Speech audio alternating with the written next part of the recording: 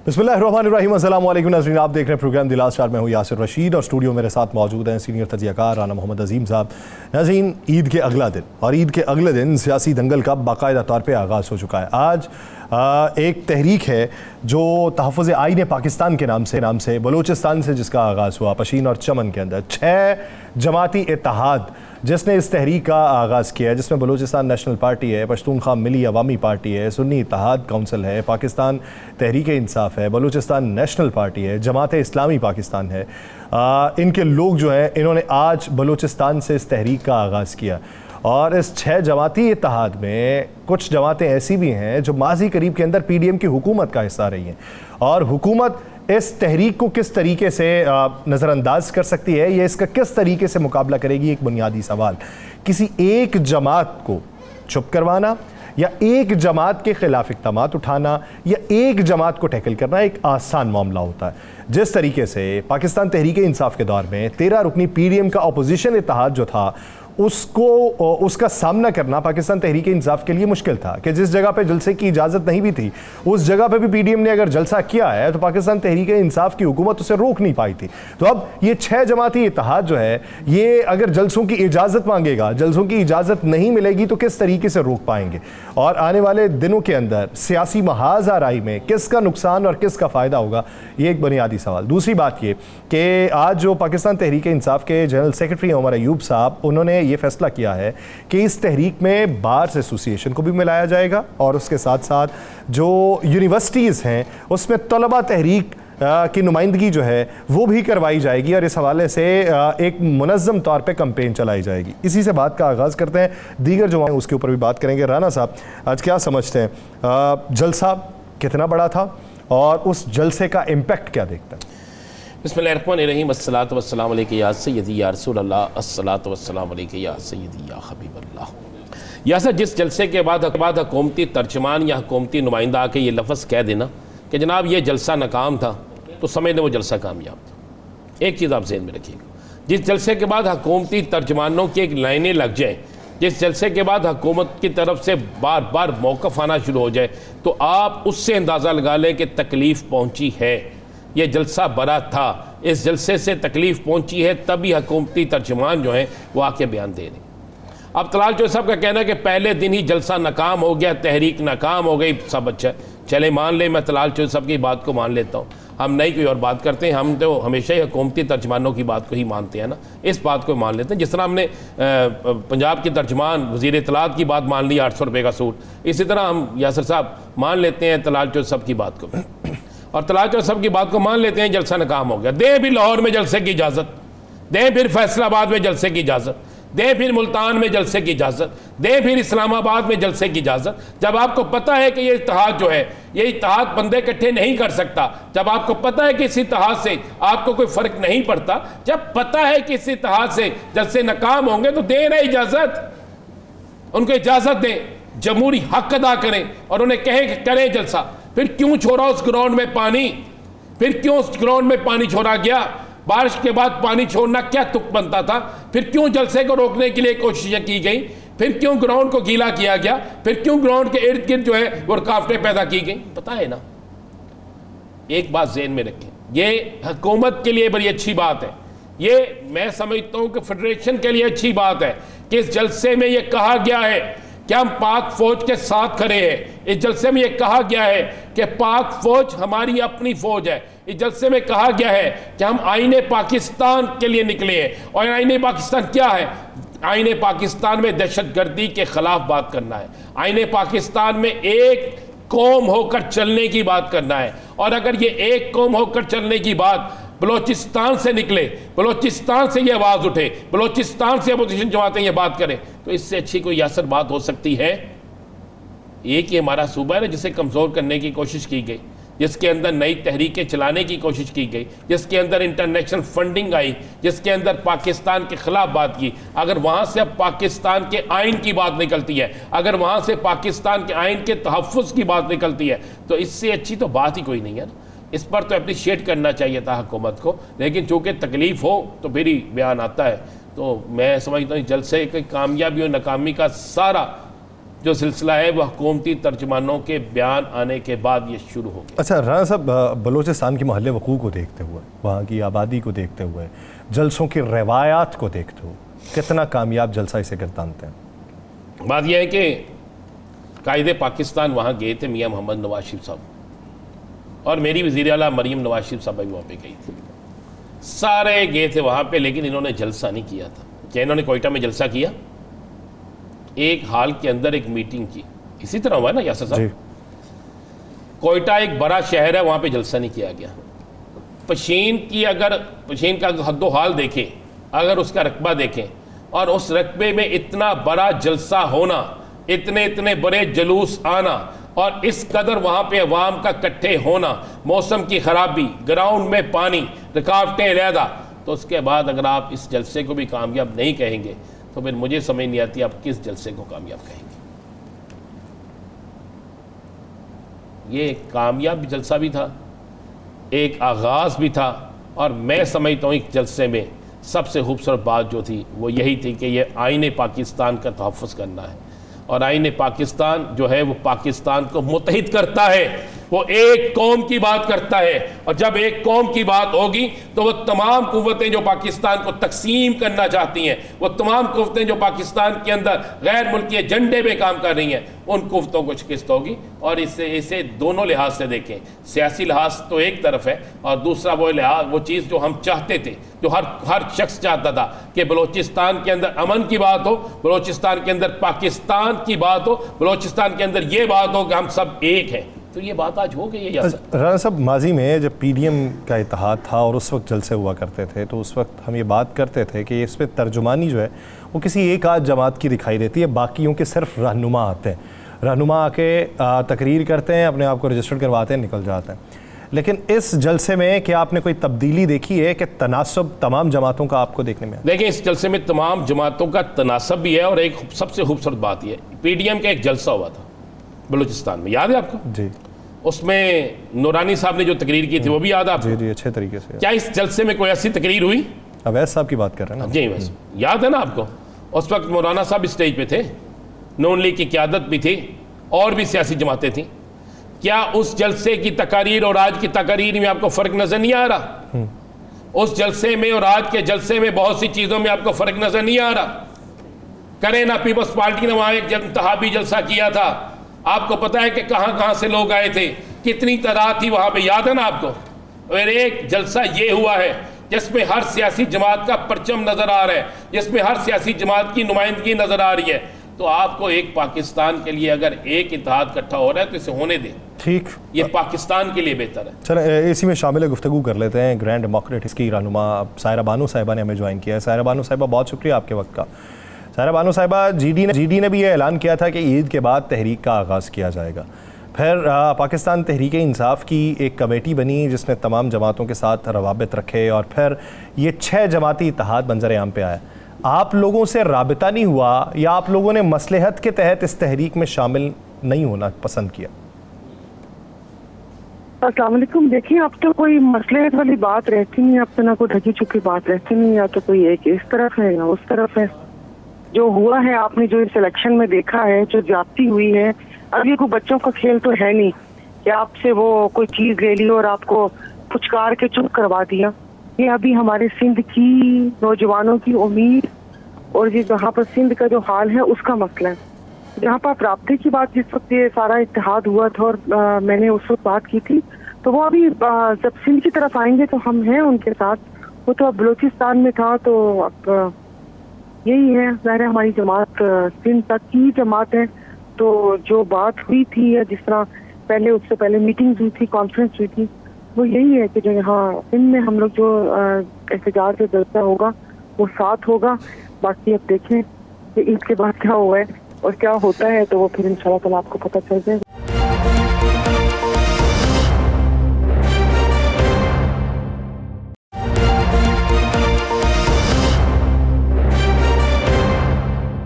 Break के बाद खुशामदीद नाज़रीन, हालात जिस तरफ को चल पड़े हैं, इसमें बयानिया मजबूत कैसे होता है? पहले तो है कि बयानिया को तक़वियत देने के लिए आपको एक ग्राउंड बनानी है, ग्राउंड मजबूत होगी, आवाम उसे बाय करेंगे, तभी आपका नैरेटिव मजबूत हो सकता है और तभी आप किसी को टफ टाइम दे सकते हैं।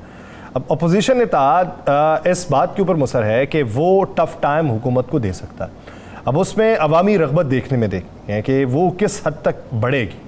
आने वाले दिनों में हमें ये बढ़ती हुई ही दिखाई दे रही है कि जहाँ पे मामलात ये हों कि एशियाई तरक्याती बैंक भी ये कहे कि आपकी शरह नमू 1.9% तक रहेगी, जब आपके अपने वज़ीर आज़म ये कहें कि IMF की डिमांड्स मानने पे हमें मुश्किलात का सामना करना पड़ेगा, तो तब जो एक तहरीक चल रही है वो तहरीक का मोटिव तो कुछ और है। वो तहरीक है तहफ़्फ़ुज़ आईन पाकिस्तान और ये मामलात है मुआशी तौर के ऊपर। लेकिन मुआशी तौर पे पिसी हुई आवाम फिर ये नहीं देखती कि तहरीक का मोटिव क्या है, वो अपने मामलात लेके भी उसके अंदर शामिल हो जाएगी। और जब हुकूमत को एक तरफ सियासी तौर पे मत्था लगाने वाले वो एक अहम जुज़ के ऊपर होंगे और अवामी सतह पर रिटेलिएशन हो रही होगी, तो कितना मंजरनामा हुकूमत के हक़ में हो सकता है, ये एक सवाल है। और हुकूमत उससे किस तरीके से टैकल करेगी। पाकिस्तान तहरीक इंसाफ के सीनियर रहनुमा डॉक्टर हुमायूं मोहम्मद साहब ने हमें ज्वाइन किया। डॉक्टर साहब बहुत शुक्रिया आपके वक्त का। डॉक्टर साहब, आज पहला दिन था, हुकूमती वज़रा, हुकूमती तर्जुमान तो ये कहते हैं कि पहले दिन ही आपका जलसा फ्लॉप हो गया। ये जो बयान है ये हुकूमत के डरे हुए होने का है या फिर आप ये समझते हैं कि ये तहरीक का तो अभी आगाज है, अभी तो इसे और मजबूत होना है? बिस्मिल्लाहिर्रहमानिर्रहीम। देखिए, इस तरह ये है कि ये तो जलसा कामयाब हुआ या नाकाम हुआ, ये तो जो जिन्होंने जलसा देखा है, जिन्होंने वहां पे गैदरिंग देखी, और ये याद रखिए ये स्टार्ट हुआ था पाकिस्तान के सबसे मतलब पॉपुलेशन के लिहाज से सबसे छोटे जो सूबा है उधर से स्टार्ट हुआ, पशीन से स्टार्ट हुआ। अगर आप वहां पे देख ले कि उधर क्या हाल है तो फिर आगे आगे देखिए होता है क्या। ठीक है, आपने एक बात की जो मुआशी हालात की है। देखिए, एक बात याद रखिए, मुझे एक बात बताइए कि क्या खाली IMF अगर पैसा इन्वेस्ट करता है, या खाली जिसको हम अगर ये समझ ले कि एक किस्म का ये लोन समझ ले, ये फॉरेन डायरेक्ट इन्वेस्टमेंट समझ ले, क्या वो अकेला ये सब कुछ कर सकता है? ये आपके पाकिस्तान के अंदर के लोग जो यहाँ के रहने वाले, जब तक वो इन्वेस्ट नहीं करेंगे उस वक्त तक ये दोनों चीजें नहीं मिलती। खाली फॉरेन डायरेक्ट इन्वेस्टमेंट कभी कामयाब नहीं होती जब तक आपके अंदर से भी इन्वेस्टमेंट नहीं आ रही होती। अब मैं सवाल पूछना चाहता हूँ, इस वक्त हमारे जो पाकिस्तान की जो हुक्मरान तबका है, जो अपने आप को कहता है हम हुक्मरान खानदान, आप लोगों की हुकूमत में बेशतर लोग ऐसे थे जिन्हें राग़िब किया गया था कि आप पाकिस्तान वापस आएँ, अपना सरमाया लेके आएँ, आप यहाँ पे इन्वेस्टमेंट करें। चले बहुत बड़ी तादाद या सारे नहीं तो कुछ तो आए थे, तो जो आए और फिर उसके बाद वो वापस चले गए, उन्होंने किस हद तक वो बात फैलाई होगी कि पाकिस्तान में सरमायाकारी बंद कर दें? देखिए, इसमें मैं आपको एक सवाल, देखिए बात ये हो जाती है अगर हम सच बोले अवाम के साथ। ठीक है, मैं एक मिसाल देता हूँ। एक बिजनेस, कोई भी बिजनेस है, आप कोई छोटा सा अस्पताल बनाते हो, छोटी सी फैक्ट्री बनाते हो, छोटा सा कोई चीज लेते हो, आप बैंक से लोन लेते हो। फर्ज करें आप बैंक से लोन लेते हो, तो आप क्या करते हो, पहले 3 साल से 5 साल आपका ROI जो होता है ना, वो कहीं जाके उसको 0 करता है। ठीक है, जब आप इसको बड़े पैमाने पे कर लेते हो तो आप ये सिर्फ देखते हो कि आपकी जो फाइनेंशियल, जिसको हम इंडिकेटर्स कहते हैं, आप उनको देखना शुरू करते हो और समझते हो कि यार बिजनेस सही तरफ जा रहा है या गलत तरफ जा रहा है। अब उसी को हम पाकिस्तान की तरफ से लेकर आते हैं। जब पाकिस्तान तहरीके इंसाफ आई थी, पाकिस्तान तहरीके इंसाफ ने मेजर शिफ्ट किया था। मेजर शिफ्ट में सबसे बड़ी शिफ्ट क्या थी? उन्होंने कहा कि डॉलर जो इसहाक डार ने उसको फ्रीज करके रखा हुआ था आर्टिफिशियल रेट पे, उसको कहा कि इसको आप दुनिया के जो अपनी कीमत खुद ये मुतय्यन करे, और उसको फ्री फ्लोट कर दिया। तो उसकी वजह से डेफिनेटली एक झटका आया था। लेकिन फिर अगर आप उसके बाद देखें, उसके बाद जो है, इंस्पाइट ऑफ इसके बावजूद कि दुनिया की सबसे बदतरीन, पूरी दुनिया में एक मईशत की तबाहकारी हुई थी कोविड की वजह से, उसके बावजूद दुनिया में अगर 2 या 3 ममालिक सबसे अच्छे कारकर्दगी दिखाई थी, उनमें पाकिस्तान का नंबर 2 या 3 नंबर पे उनका शुमार होता है। अब उसके बाद हम देखते हैं 2021 और 2022, ये 2 साल ऐसे थे कि जिसमें पाकिस्तान के GDP 6 को टच कर रहा था मुसलसल। ये वाहिद पॉलिटिकल पार्टी की हुकूमत थी कि जिसकी दौर में आपकी जीडीपी 6.1 को टच कर रही थी। अच्छा, ये लोग कहते हैं, ये लोग बिल्कुल कहते हैं कि पाकिस्तान तहरीक इंसाफ के जमाने में सबसे ज्यादा लोन लिया गया, $52 बिलियन लिया। बिल्कुल सही कहते हैं, जबकि पीएमएलएन के दौर में 49 पॉइंट समथिंग बिलियन लिया था, जो कि तकरीबन 4-5% कम है, और पीपल्स पार्टी के दौर में जब हुआ था तो वो $25 बिलियन थे। लेकिन अगर आप देखें कि इस दौरान में दो चीजें होती है, एक लोन कितना लिया और लोन रिटायर कितना किया। 70% लोन रिटायर हुआ है पाकिस्तान तहरीक इंसाफ के जमाने में, 45% रिटायर 54% रिटायर हुआ है पाकिस्तान पीपल्स पार्टी के जमाने में, और 54 या 55% रिटायर हुआ है पाकिस्तान मुस्लिम लीग नून के जमाने में। तो अगर देखा जाए तो नेट डेफिसिट सबसे कम पाकिस्तान तहरीक इंसाफ के जमाने में था। फिर अगर आप लार्ज स्केल इंडस्ट्रीज देख ले, आप किसी चीज को भी करके देख ले, सबसे ज्यादा ग्रोथ पाकिस्तान तहरीक इंसाफ के 3.5-4 सालों के अंदर दिखाई गई थी। तो इसका मतलब ये था कि हमारे साहब ये तो बताइएगा कि बानी तहरीक इंसाफ की रिहाई आप इसी महीने में देख रहे हैं? देखिए, इमरान खान की रिहाई इसलिए होगी कि उनके ऊपर जितने भी इल्जामात थे वो झूठ के ऊपर मबनी थे, और हम लोगों ने ये भी देख लिया है कि जो जजेस बता रहे थे कि उनके ऊपर प्रेशर था, तो हमें तो ऐसा लग रहा है जिस तरीके से ये केसेस को एक तरीके से इनको चलाया गया है, वो तरीका ही लग रहा था कि उनके ऊपर कोई प्रेशर है। उन्होंने कोई प्रोसीजर ही नहीं उसको फॉलो करने की कोशिश की। आप लोगों ने ये भी देखा कि जो डिफेंस वाले थे, लॉयर्स थे, उनको इजरा करने की भी इजाजत नहीं मिली, उनको कमरे में आने की इजाजत नहीं मिली। आपने ये देखा, शरीयत कहती है कि सिर्फ औरत की गवाही चाहिए, उसके अलावा किसी और की गवाही नहीं है। आपने 6 साल बाद एक बंदे की गवाही ले ली जिसने पहले गवाही दी थी कि यार ये तो सब ठीक ठाक है। अब आपने इन चीजों को जब हम सामने रख के देखते हैं तो पाकिस्तान में इस वक्त आइन की कोई हैसियत नहीं है। फिर हमने आगे भी देख लिया, इस वक्त सेनेट के इलेक्शन को हम लोग को इलेक्शन कमीशन ने डिले करा दिया। हमने देखा कि सेनेट के अंदर भी जो थे ना चेयरमैन और उसकी बॉडी को बुलाया गया, हालांकि ड्यूली सेनेट अभी ड्यूली कॉन्स्टिट्यूटेड भी नहीं थी, जो कि आइन आर्टिकल 59 और 60 के खिलाफ था। तभी तो हम लोग, और पिछले साल हम लोगों ने देखा था कि आर्टिकल 224 के तहत 2 सूबाई असेंबली और फिर नेशनल असेंबली के इलेक्शंस को डिले किया गया। लेकिन डॉक्टर साहब, बहुत सारे लोग फिर ये भी बात करते हैं कि जब अदालत ये फैसला कर चुकी है तो आप लोगों ने भी तो हठधर्मी दिखाई है और वहां पे आपने वो मखसूस नशिस्तों वालों को हलफ नहीं उठाने दिया। अच्छा, मुझे एक बात बताएं, क्या मखसूस नशिस्तों को पंजाब में, सिंध में, बलूचिस्तान में, इन सारों को जब नेशनल असेंबली में जब हुआ था, जब उधर के प्राइम मिनिस्टर उनका था, क्या उस वक्त उठाया गया था? क्या वो गलत नहीं हुआ था? लेकिन अभी सच मैं एक और बात बताता हूँ, बिल्कुल जो अदालत ने हमें कहा हुआ है कि आप इनको बुला के वो करो, उन्होंने टाइम का एक टाइम बार नहीं किया हुआ, उन्होंने कहा इनको बुला लो। अब केपी के जो मेरा ख्याल है, ये मेरा साथी ख्याल है, लेकिन मैं ये समझता हूँ कि केपी वाले ये समझते हैं कि इस वक्त कोई बिजनेस नहीं है, बाकी चीजें जो इस वक्त एट हैंड है वो पूरी कर लो, क्योंकि इस वक्त आपको पता है कि केपी एक बड़ी मुश्किल हालात में से गुजर रहा है और उसी की बेसिस पे ये सारी चीजें हो रही है। तो जब वो इंशाअल्लाह ताला जरा स्मूथ आउट हो जाएगी, जब पहली वो उसमें असेंबली की वो बुलाई जाएंगी, तो इन सबको इंशाअल्लाह ताला उनको वो दे दिया जाएगा, जो भी होगा, जिसने भी हेल्प लेना है वो ले लेंगे। लेकिन एज सच ये नहीं हुआ कि उन्होंने कहा कि यार 5 दिन में उठाओ और हम लोग 5 दिन को डिले कर दिया। उन्होंने कहा वो बुलवा के इनको कर लो, तो जब हम बुलवा लेंगे उनको कर लेंगे। डॉक्टर साहब, तहरीक का आप समझते हैं कि जो आगाज़ है वो अच्छा है तो अंजाम भी अच्छा ही होगा, या फिर ये तहरीक 3 साल तक चलती रहेगी? देखिए, तहरीकें जो होती है ना वो टाइम बाउंड नहीं होती है। हमने देखा है कि कितने साल ये जो मुसलमानों की एक तहरीक हुई थी कि जो पाकिस्तान, जिसकी एंडिंग पाकिस्तान के बनने में थी, कितने साल लगे थे उस तहरीक को चलने में।